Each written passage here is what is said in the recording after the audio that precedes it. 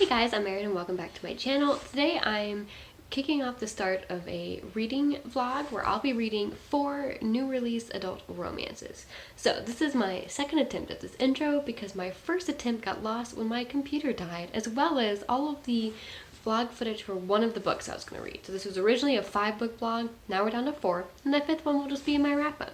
But so, I have four new release adult romances that all came out between January and March and all came in from my library requests right at the same time because library requests never space them out nice. They always just come in all at once, every time, without fail.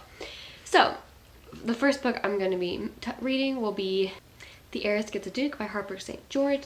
This book is about August, who is an American heiress who works with her family, her dad and brother with their family company, and that's kind of what her deal is. She's kind of more progressive than you would expect at the time, not really the marriage type, and she's with her family in London during the season to visit family friends when her family decides to marry her younger sister off to a duke. The duke needs an heiress. He needs money. His estate is in debt and he really needs cash inflow, and they decide they want to marry the sister off to a duke because they want the influence and connections that come with the title. However, when the duke meets August, he decides that the older sister, our main character, is the one he wants instead, and this book follows his attempts to court her and her attempts to thwart him because she doesn't want to give up working for the family business. The next book I'll be reading will be Love at First by Kate Clayborn. This is a contemporary romance about this boy who, when he is visiting at this apartment building as a teenager, he hears a voice from one of the apartments ahead and kind of, I guess, falls in love with her. But it definitely sticks out in his mind and he's definitely entranced by that voice. And then years later, he's back at this apartment because he has inherited an apartment in this building, and he runs into the same girl who's now also grown up as an adult, and it is about their love story in this building. And the next book I'll be reading will be Makeup Breakup by Lily Minnon. This is another contemporary romance. Our main character owns an app called Makeup that is supposed to be kind of like a therapy app for couples who are struggling, and to give them like a second chance. It's supposed to help them communicate better. It's like a Google Translate for relationships, help them communicate better to improve their relationship.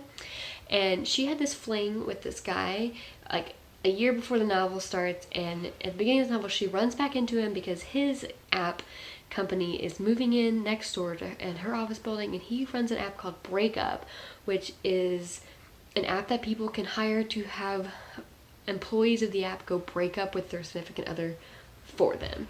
And this is about they haven't spoken since that fling in Las Vegas, and so they're reconnecting. They're kind of, this in rivals because there's a pitch competition for investors in apps that they're both competing at. So it's definitely a rivals to lovers, and there's definitely some kind of brewing backstory with that fling from Las Vegas. And the last book I'm be reading for this vlog is Accidentally Engaged by Farrah Heron. This is another contemporary romance about a girl whose family wants to set her up with this guy, and she's not into that, but she ends up meeting this guy before knowing who he is, and he lives in the same building as she does, and they inevitably start forming a friendship. And she really wants to be a baker, and so she wants to enter this baking competition, but it's a family baking competition. So he agrees to be her fake fiance so that she can enter this baking competition that will really turn her life around if she wins it. So it's about them falling in love despite her best efforts to not, because she doesn't want to end up being with the guy her parents picked out for her, because she's trying to, get out of under the influence of them as much as she can as a full-grown independent adult.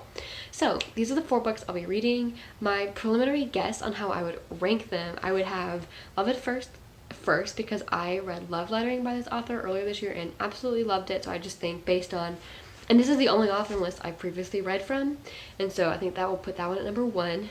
Number 2, I'm ranking Accidentally Engaged by Farrah Heron because I read a preview a couple months ago. There was like a 4-chapter preview like available for download on NetGalley that I read and really enjoyed those 4 chapters, so I'm gonna put that second.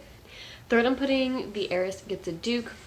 I do think I'm really gonna like this one, especially this whole trope of like guys or characters supposed to be marrying a sibling of the main character, but then ends up falling for the main character instead, because that's what the Viscount Who Loved Me setup was, and I really enjoyed that.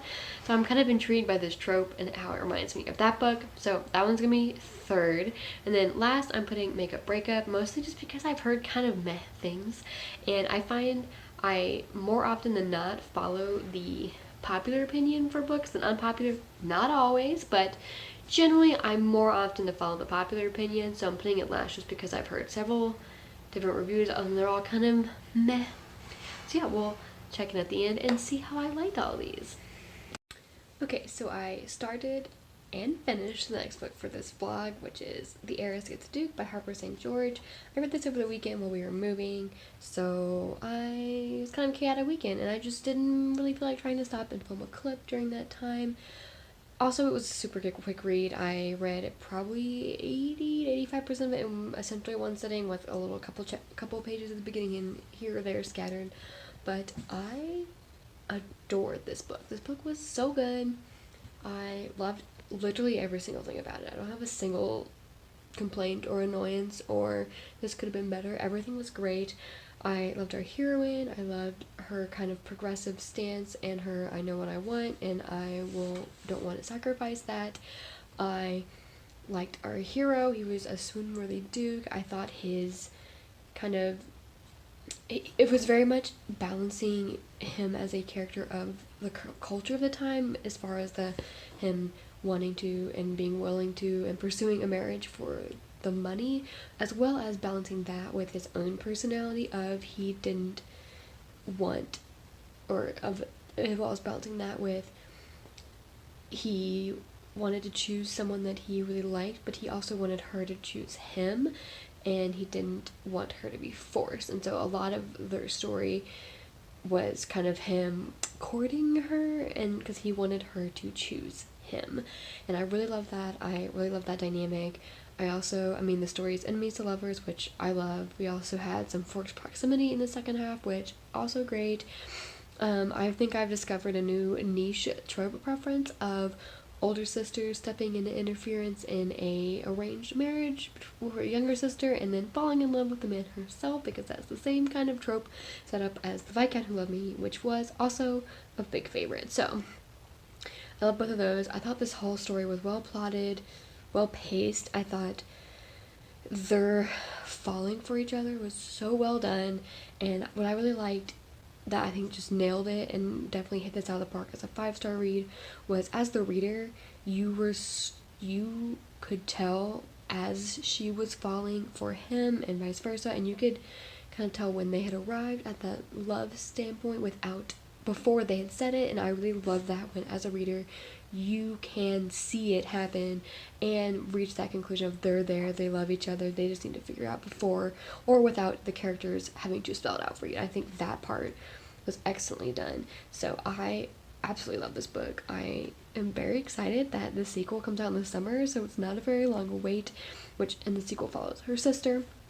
So yeah, I just adored this book. This was so good. It made me want to reread The Viscount Who Loved Me. So maybe when I get all my books unpacked and I unearth that one, maybe I'll just reread that one. But yes, definitely love this. And if you know of any other historical romance books with this weirdly specific niche trope, let me know.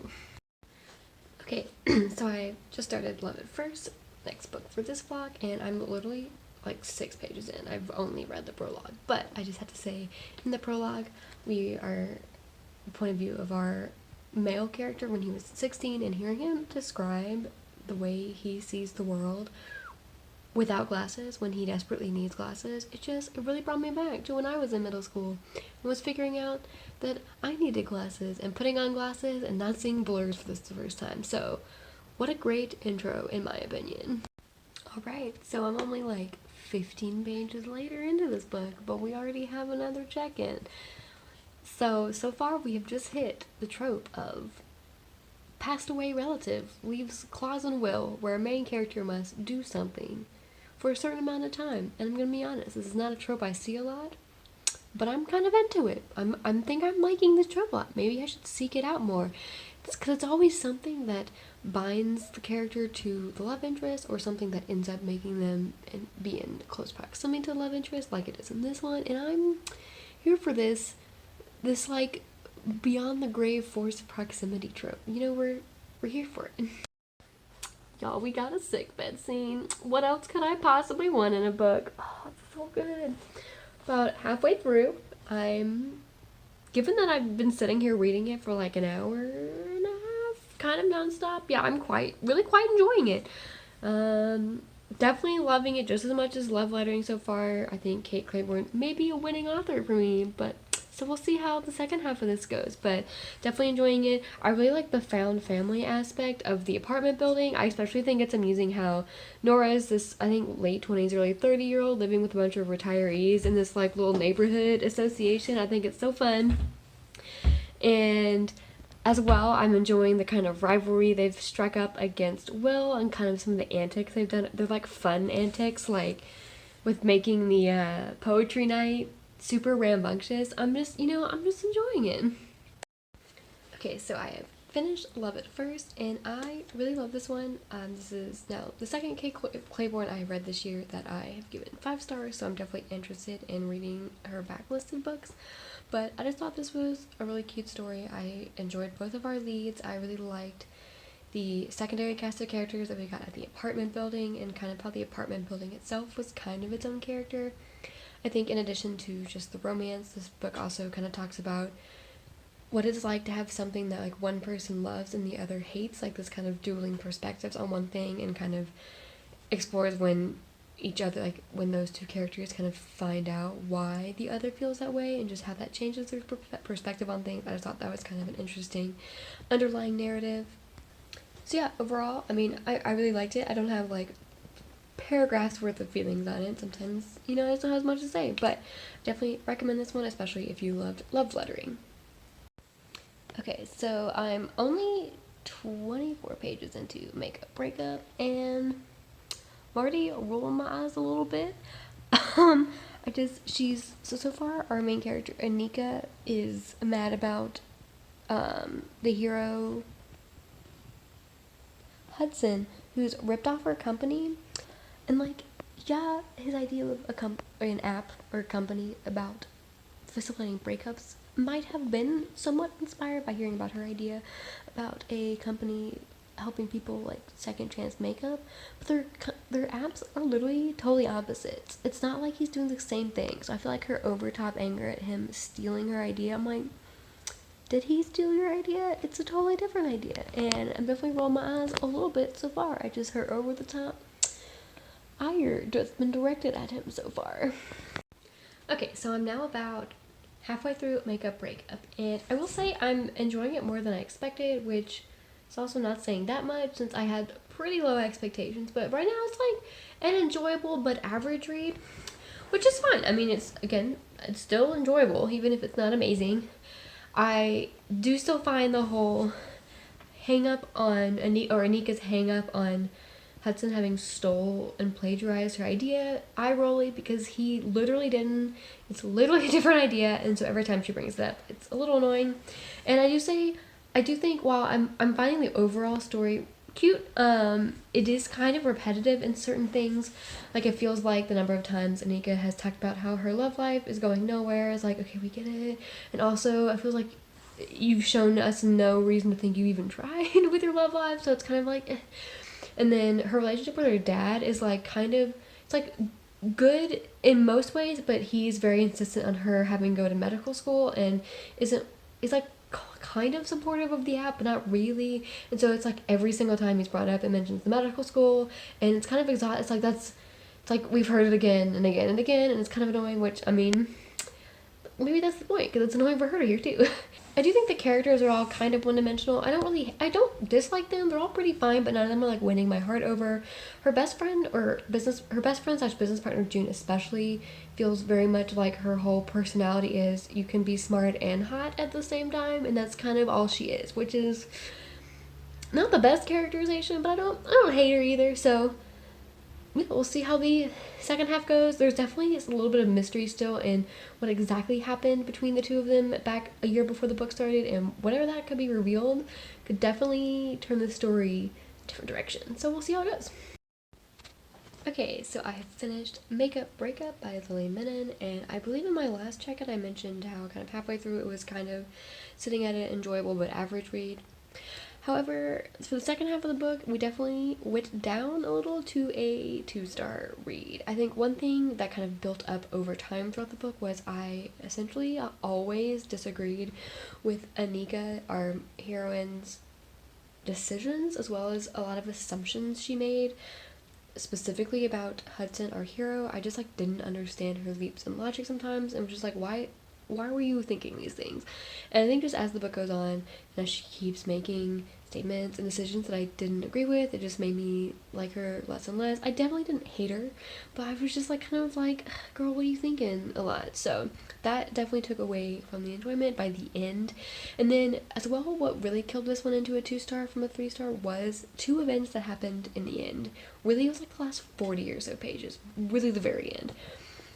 One was, and to kind of keep it spoiler free, one of the characters ended up sacrificing something for the other, and I just didn't agree. I didn't think they should have given up this thing. I didn't think it was a fair situation or a fair outcome, and I thought what prompted them to give it up was kind of, I was like, really? That's all it took for you to give it up? Like the sequence of thing A happening resulting in the thing B sacrifice was like, didn't make sense. I was like, that shouldn't have been enough. And so I didn't love that.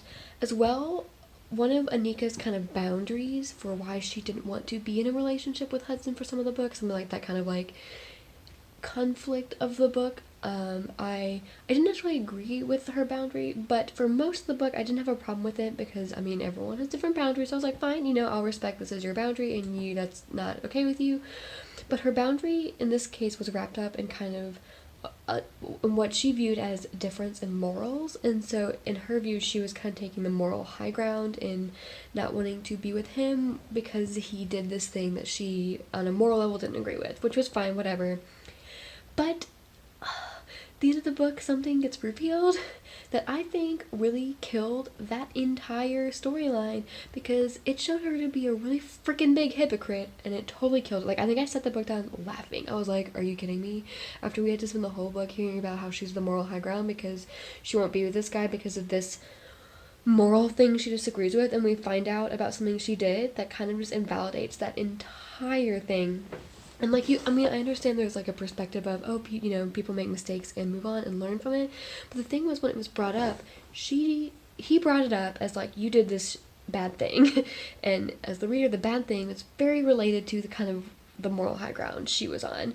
And she didn't get it. She was like, oh, but I didn't really do that. I'm like, you literally did. Like, this wasn't her acknowledging of a mistake and has since grown and moved past that and now regrets that thing. She just like, her perception of it wasn't the same as his. Like, he viewed it as this negative thing she did, which I as a reader agree with, and she was like, oh, it wasn't like that when it was. So that kind of left me with the, are you freaking kidding me? This is what we ended the book with feeling. Put it in a 2-star. But since it is a 2 not a 1, there were a couple things I liked. I really liked reading a book about women in STEM. I'm a big fan of that as someone who works in STEM and is the only girl in their department. I love reading about heroines who are in STEM careers. I also did have some admiration for Anika's level of passion and drive for this entrepreneurial idea that she really believed in. I thought that was definitely an admirable plotline. I thought the side characters the side characters themselves were okay, but there was a side character romance I thought was kind of fun, so I definitely enjoyed that. And I thought Hudson was a pretty fine romance hero. He's not my favorite, but I liked him. So yeah, this is overall a 2-star. Definitely a disappointment. Okay, so I've started my last book for this vlog, which is Accidentally Engaged, and I'm 90 pages in, and I'm enjoying it so far. They're about to start getting to the baking competition part, which I'm very excited for because I love baking competition shows. But yeah, it's been good so far. I will say this has already managed to surprise me a little bit. There's kind of one outcome that, based on the back of the book, you knew was going to happen, but the way they got to it was actually not how I was expecting. So kudos to the author for already kind of throwing a little bit of unexpected plot into it. Okay, so check in about 190 pages in, so a little over halfway. Definitely still enjoying it. I liked where main characters like decided to become friends, and that kind of turned into feelings more than that, because I like that dynamic, the friends first, and then as we hang out we realize, oh, we actually have feelings. So I just enjoy that dynamic in general. One person I can't quite figure out their deal in this book is our main character's sister. I don't know what it is, but something about the relationship I'm just like confused by it. It's like they have a tumultuous relationship, but in this book the sister is like trying to be real sisters, or like she keeps saying she wants to have a sisterly relationship. And I just know it's coming off slightly odd, and maybe we'll definitely, I think we'll probably get some resolution on that. It's definitely being set up to be kind of like one of the side non-romantic storylines of the book, but it's definitely, I just like don't know, just can't feel the sister out. I don't know. But yeah, I'm excited. I'll probably finish this book today because it's the morning and I'm over halfway through. So I'm also enjoying the baking competition part. It was a little different than I expected. I expected that they'd be like on set like the whole time, and so more of the book would be taking place like on set of this baking competition, but it's apparently set up so the beginning of it is like you submit videos from home. So right now they're still at home making some videos here and there, but I definitely really enjoying it. It's making me want to go watch the Great British Bake Off really badly. Okay, so I finished Excellently Engaged, and I ended up giving it a 4 stars. I did really enjoy it overall. I do think the first half was better than the second. I was loving the first half, and the second half was good. So it's kind of 4 stars, kind of like the average of my two feelings between the two halves. I think I mentioned in the last clip about something, how I think thought the sister and her storyline could go somewhere, and it did end up resolving in a way I really liked. I liked the relationship the sister and our main character ended up having, even if I couldn't quite figure out the sister's deal at the beginning of the book. It was like I couldn't quite figure out their deal together either at the beginning. I will say what really the main thing in the second half that was less good was the kind of third act conflict. I just thought it was a very mishandled miscommunication trope. It just wasn't done well, and it was miscommunication leading to a little bit of intense wallowing in self-pity for our heroine, which I just wasn't here for. So when we heard the conflict, it felt like there was obviously something more to the story, just based on the way, like the kind of like through the grapevine way she heard it. Like it wasn't a reliable source telling her this, or at least not reliable to believe they got it 100% right. She just like didn't ask for clarification. She just like never talked to him about it. She just like ignored him and went and cried in her apartment for a week. And I was like, I have no empathy for you if you can't even ask for his side of the story. Like, be mad at him, be upset, but at least freaking ask for his side. Anyways, so I thought that was mishandled, and I didn't enjoy the self-pity that followed. But I did think the wrap-up of it was cute. I know the ending was definitely kind of one of those super convenient, everything was wrapped up nicely, and I mean, so that could be a hit or miss for you enjoying the ending, but I liked it. There are a couple things in this book that are like flaws that just didn't bother my enjoyment, but I could see why they would bother others. This book is also super low steam. It's a completely closed door book, and I mean, I didn't care, but I know some people in romance, like, they prefer to read steamy books. I mean, people have different preferences. I don't particularly care if it's closed door or steamy, but just as a warning, if you do care. I know with these like cartoon covers, you can get anything in that range, so having a cartoon cover really tells you nothing about what to expect. So just know that if you're expecting it to be steamy, it's really not. And I liked it, so I mean, that didn't affect my enjoyment. But and then there was also like, when all of the gossip drama was revealed, it was very, we're gonna sit here and just kind of info dump all this gossip. It's like, felt a little out of nowhere, and I didn't mind, but again, I think that's something that could definitely be a hit or miss with you. So if that, just here as a warning, is some flaws that might bother you that just didn't bother me. But yeah, I did overall think the romance was cute, even if I was definitely more into it in the first half. I still enjoyed the second half. Yeah, something else I did enjoy also was I really liked the friend group in this book. I thought she had a great support group, and I really enjoyed reading them. So yeah, 4 stars overall. And as a little bit of a wrap up for this vlog, I know I had my initial ranking predictions, which had Love at First at top, and then Excellently Engaged, then The Heiress Gets a Duke, and then Make Up Breakup, and I was almost right with my predictions. My final ranking would be The Heiress Gets a Duke #1, and then Love at First, Excellently Engaged, and Make Up Breakup. So, thanks for sticking around watching this vlog. If you've read any of these books, let me know below what you thought of them, and I will see you in my next video.